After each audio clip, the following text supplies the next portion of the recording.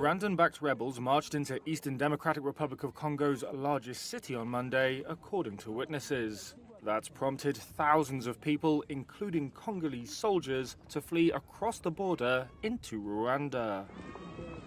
The advance by the rebel alliance, spearheaded by the Tutsi-led M23 militia, is the latest escalation in decades of conflict.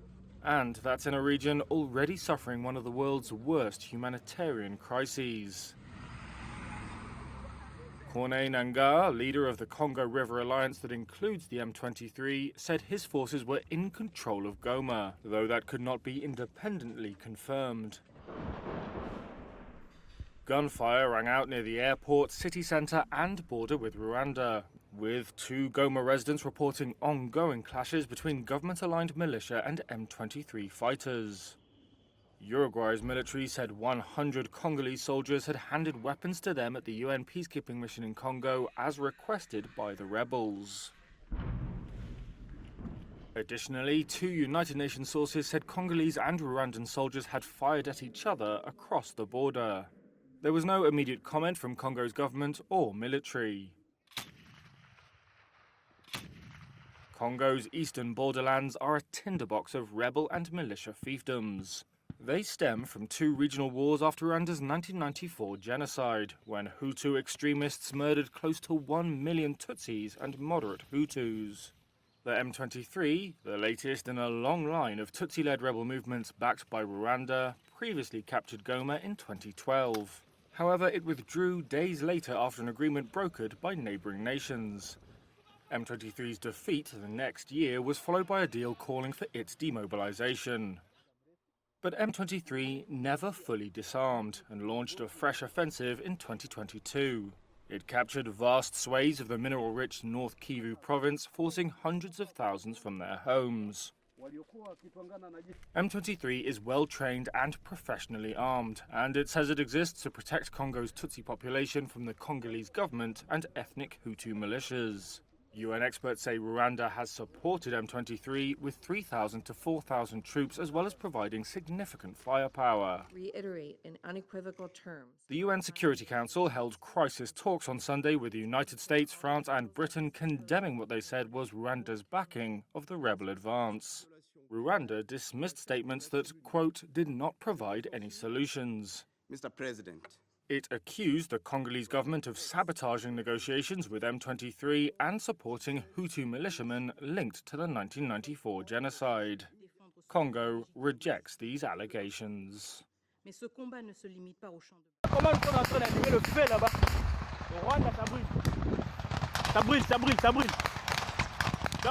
Rwanda is burning. It's burning, it's burning, it's burning. We are determined today to save our country. So the enemy is nothing. We are going to liberate the Republic today.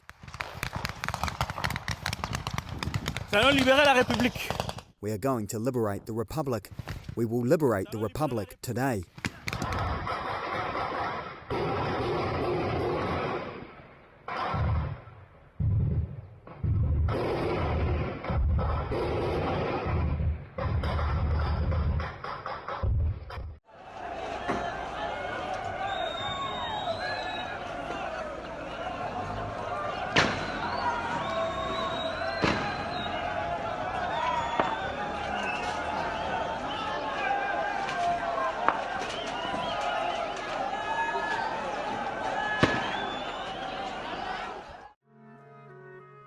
Survivors of the Nazi Holocaust on Monday marked the 80th anniversary of the liberation of the notorious Auschwitz concentration camp.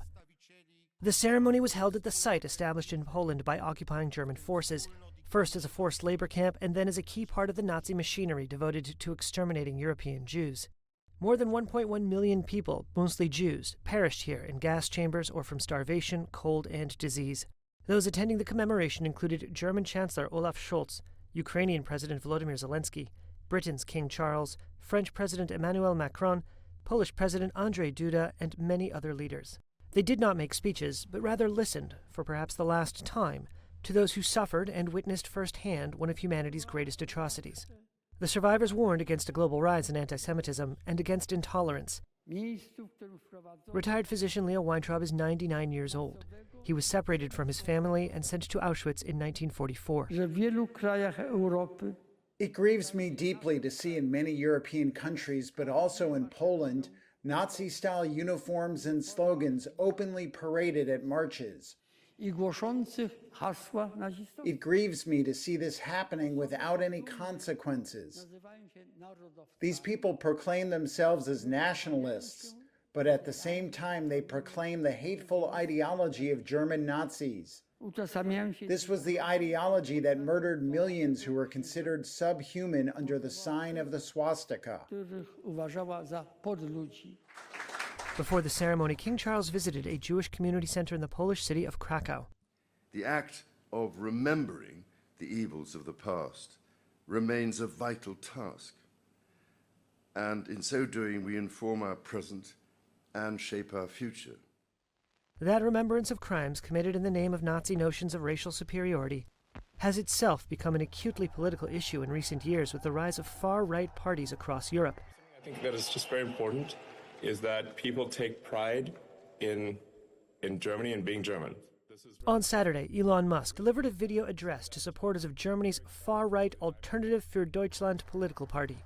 AfD is running second in polls for the February 23rd election on a platform that includes playing down historical guilt for the Holocaust. I think there's, frankly, too much of a focus on past guilt, and we need to move beyond that. Saturday's rally prompted Polish Prime Minister Donald Tusk to say that, quote, the words we heard from the main actors of the AfD rally about Great Germany and the need to forget German guilt for Nazi crimes sounded all too familiar and ominous.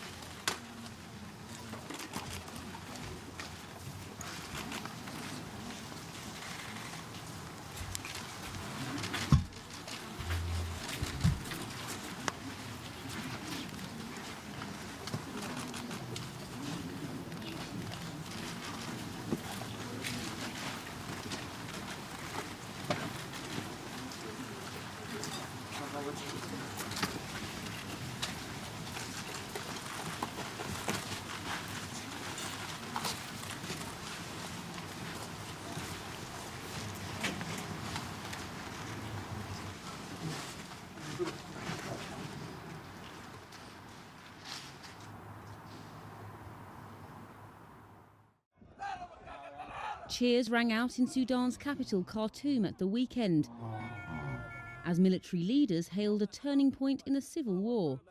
Soldiers celebrated from their army headquarters, which had been besieged by paramilitary group Rapid Support Forces, or RSF, since April 2023.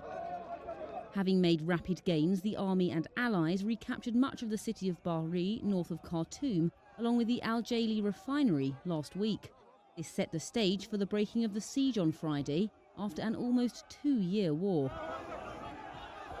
Mohammed Othman al-Hussein is the army's chief of staff. With the victories achieved, we say that we have reached turning points. The first turning point is that from this time and place, a new history for the state of Sudan and the people of Sudan begins.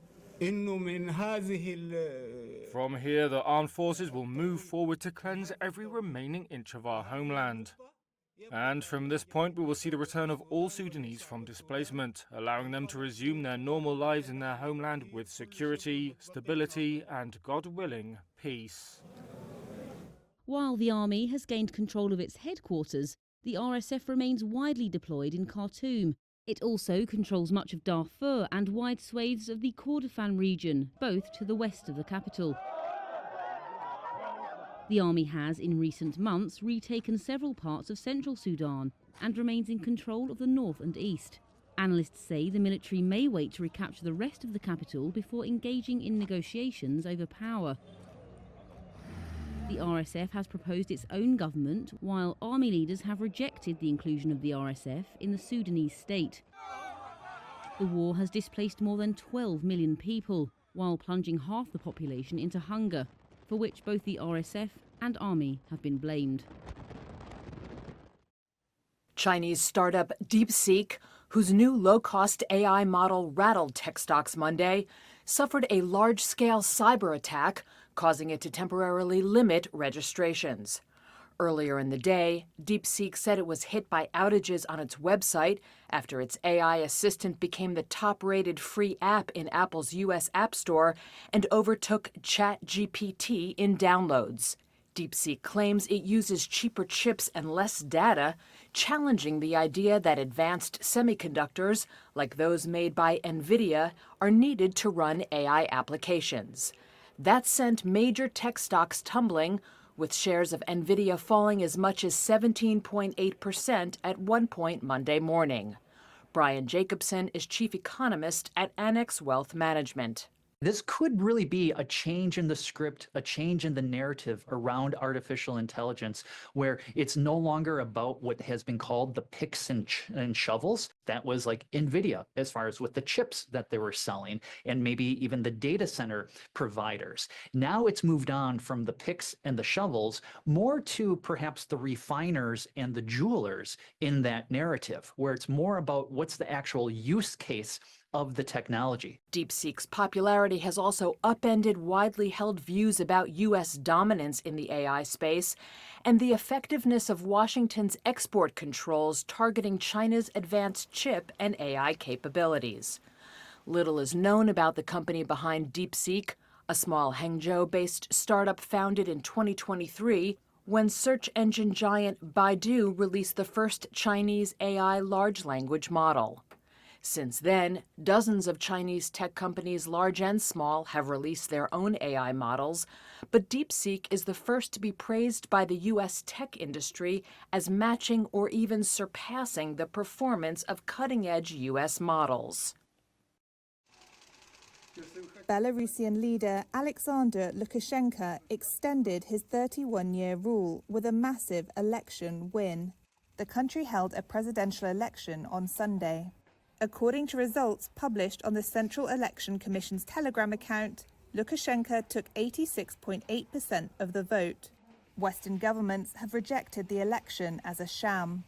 European politicians said the vote was neither free nor fair because independent media are banned in the former Soviet state, and all leading opposition figures have been sent to penal colonies or forced to flee abroad. Lukashenko, a close ally of Russian President Vladimir Putin, has said that he doesn't care whether the West recognized the election. Some chose jail, some chose exile, as you say. We did not expel anyone from the country, and moreover, we opened the country. Belarusian officials said turnout was 85.7% in the election, in which 6.9 million people were eligible to vote. Poland's foreign minister expressed mock surprise in a post on X that only 87.6% of the projected vote appeared to back Lukashenko, questioning if the rest could fit inside the prisons. On the streets of Minsk ahead of the elections, voters appeared to suggest that they thought the results were already set. Same as before, same as it always went. What's there to think about? You don't need to think twice about it. It will all go. I don't know the exact percentage, but everyone knows the result. Everyone has a clue. That's it. The EU and the US have said they do not acknowledge Lukashenko as the legitimate leader of Belarus after he used security forces to crush mass protests following the last election in 2020. This election, Lukashenko faced no serious challenge from the 4 other candidates on the ballot. While the outcome was never in doubt, he faces difficult choices in his next term as he navigates relations with Russia and the West, against the background of possible talks to end the conflict in Ukraine. At this new restaurant in Madrid, the main attraction is not so much the food as it is the young social media star chef who's in charge. Elias Dozunmu boasts over 9.5 million followers on TikTok, having shot to fame teaching recipes during the global health crisis. His is a new path to culinary stardom in the digital age. I started uploading videos, and one of the ideas that I always had in my mind, that was not a plan that I lived for, was to open a restaurant. In the end, social networks have helped me to get there. Where once chefs attained fame through Michelin stars, and for the chosen few, their own TV shows, so-called content creators and food influencers are changing the game. Today, they can bypass elite cooking schools to gain prominence and wealth through staggering subscriber counts. I was never going for that goal of being the most famous, being the richest, being the most whoever. I was doing what I liked. Just like his online following, the restaurant's target audience is young. 12-year-old Marcos Castellanos likes to cook following Dozumnu's recipes. I know Elias Dosunmu from YouTube and TikTok. I watch him because I like to cook, and sometimes I use his recipes. Ukrainian-born Dozumnu was juggling a job at a fast food franchise with a degree in aerospace engineering when the pandemic hit. He was furloughed, and with the help of his partner, started making short recipe videos. And he says his success isn't down to luck, but to a stubborn work ethic that leaves negligible room for weekends, holidays, or sleep.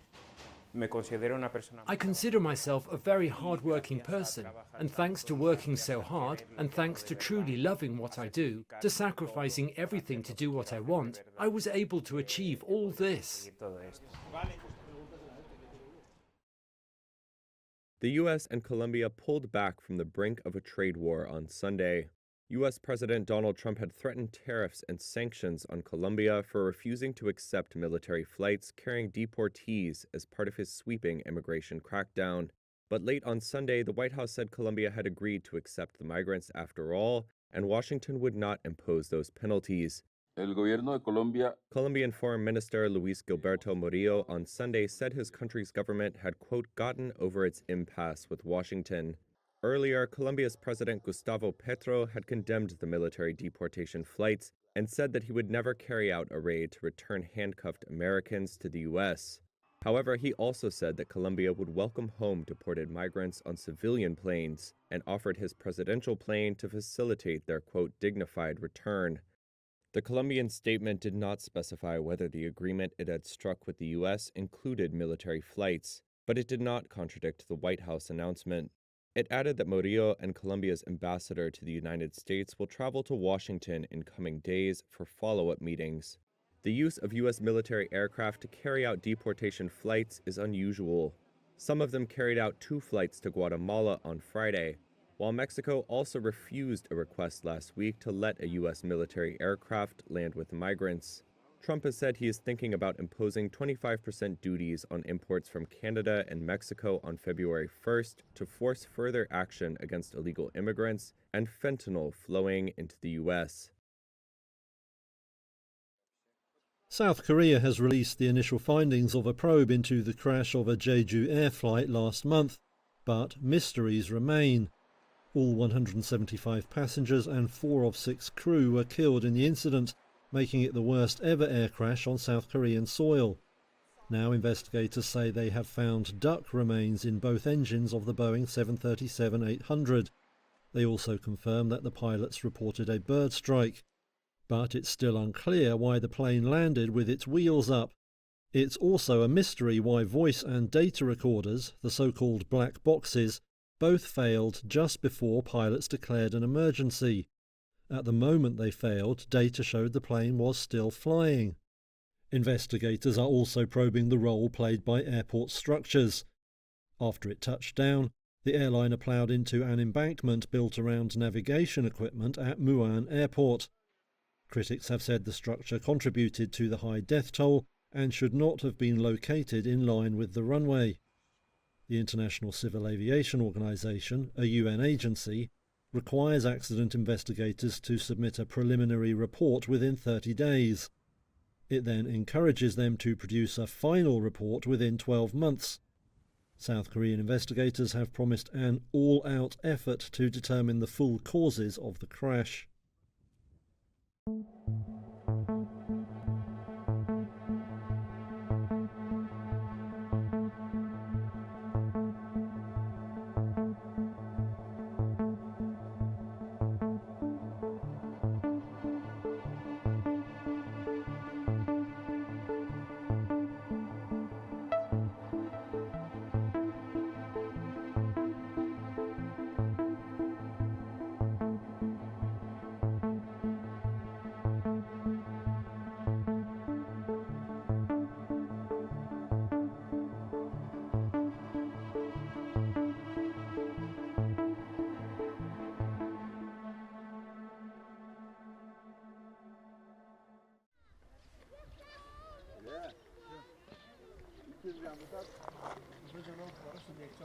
Any potential reduction in assistance for Afghanistan is, of course, concerning.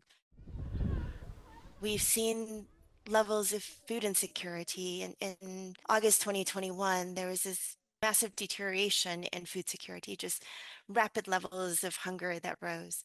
And that winter, we saw the IPC, people in acute hunger at 23 million people. And now we're just a little bit shy of 15. 15 million people is still 1/3 of the country. And it's 1/3 of the population who are really struggling. As tens of thousands of displaced Palestinians were blocked from going home to northern Gaza on Sunday, many rejected a suggestion by US President Donald Trump for Jordan and Egypt to take in Gazans, either temporarily or permanently. Trump told reporters on Saturday he asked Jordan's King Abdullah during a call to take people from Gaza, describing the war-torn enclave as a demolition site. He added that he was set to speak to Egypt's president on Sunday. Trump said he wanted to get Arab nations to build housing at a different location for Gazans, suggesting, quote, "We just clean out that whole thing." One Hamas official told Reuters Palestinians would reject any such offers, even if they, quote, "appear to have good intentions under the guise of reconstruction." The remark echoes the people's long-standing fears about being driven permanently from their homes. Palestinian analyst Ghassan al-Khatib said he believes Trump is looking to resolve Israeli Prime Minister Benjamin Netanyahu's political woes over the war. I think this dramatic statement from President Trump about transferring Palestinians from Gaza into Jordan and Egypt came in order to try to rescue Netanyahu from sinking in the sands of Gaza. And I don't think that there is a place in reality for such an idea. Jordan's foreign minister said on Sunday the country was firm in its stance against any displacement of Palestinians from Gaza, and Egypt has expressed a similar stance several times before. In central Gaza, this Palestinian said he completely rejected Trump's proposed solution, while another displaced man slammed it as a futile attempt to drive us away from our Palestinian land.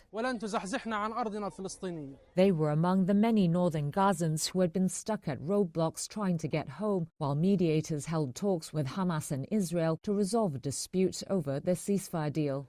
Israel had refused to reopen checkpoints to the north, saying the Palestinian militant group failed to release a hostage on Saturday or hand over a list of details about captives who were alive, while Hamas blamed Israel for the delay, accusing it of stalling. Though later on Sunday, sources told Reuters agreements had been struck over the release of the Israeli woman captive, with reports of progress in the ongoing talks. Israeli forces killed 22 people in South Lebanon on Sunday as a deadline for their withdrawal passed, said Lebanese authorities. Thousands of people tried to return to their South Lebanon homes on Sunday in defiance of Israeli military orders. Lebanon's health ministry said 22 were killed and 124 wounded throughout the south because of what it described as Israeli attacks on citizens while they were trying to enter their still-occupied towns.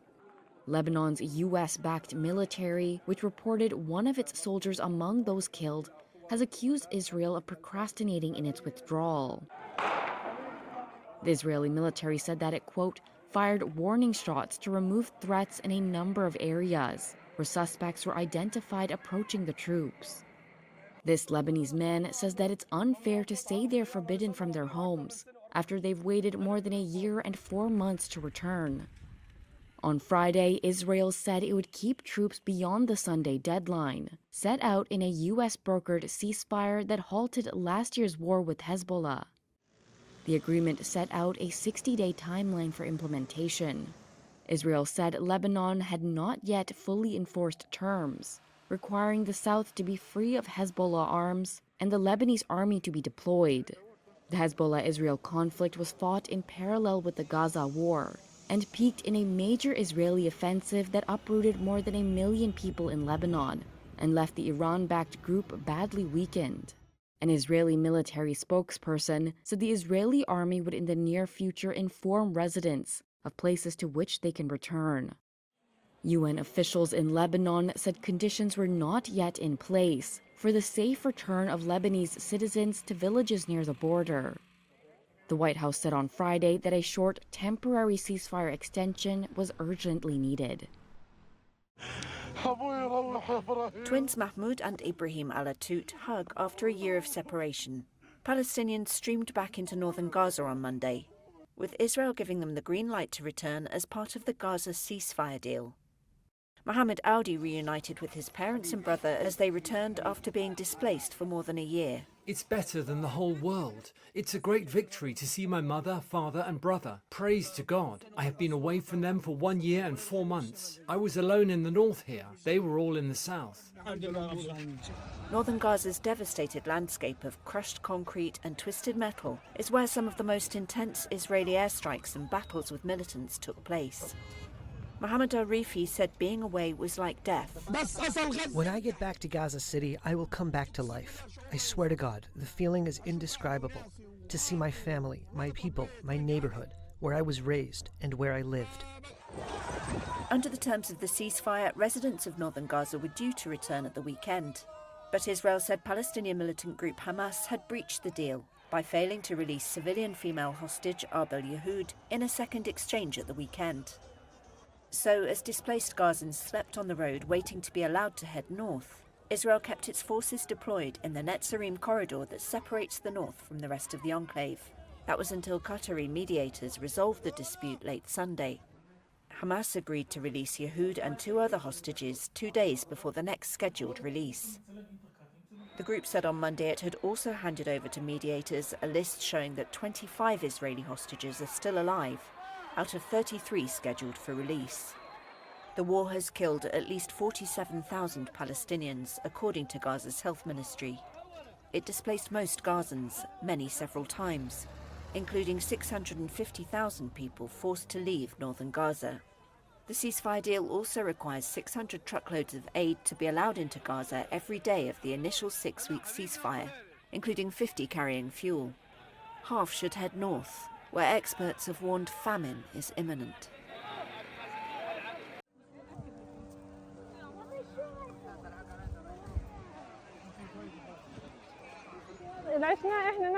She lived the same life we lived. She also went through starvation. They talk about animal rights abroad. Here we didn't see any rights neither for humans nor animals. This cat here, we didn't find anything to feed it. We fed it with what we ate, all canned food. And it was not used to these things. We tried in every way to keep it with us. It used to wander a lot because it was afraid the whole time. We tried to bring it back and try to feed it with the canned food that were available, which it was rejecting.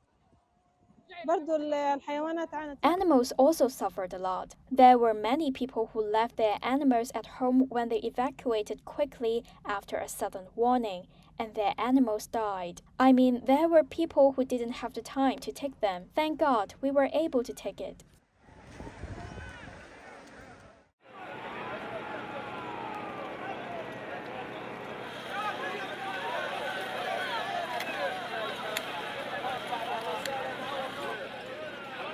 هلا حبيبنا ابو خالد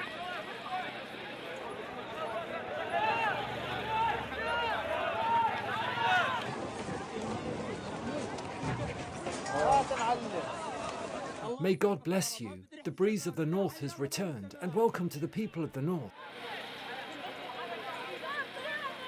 I am happy. What can I say? I am happy, thank God. Welcome to the people of the north.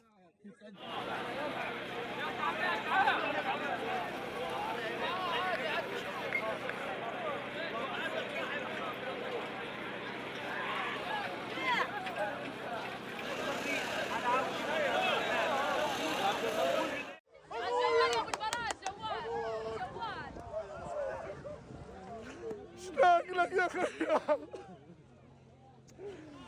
الله وين مع مين؟ تعال شرب مي تعال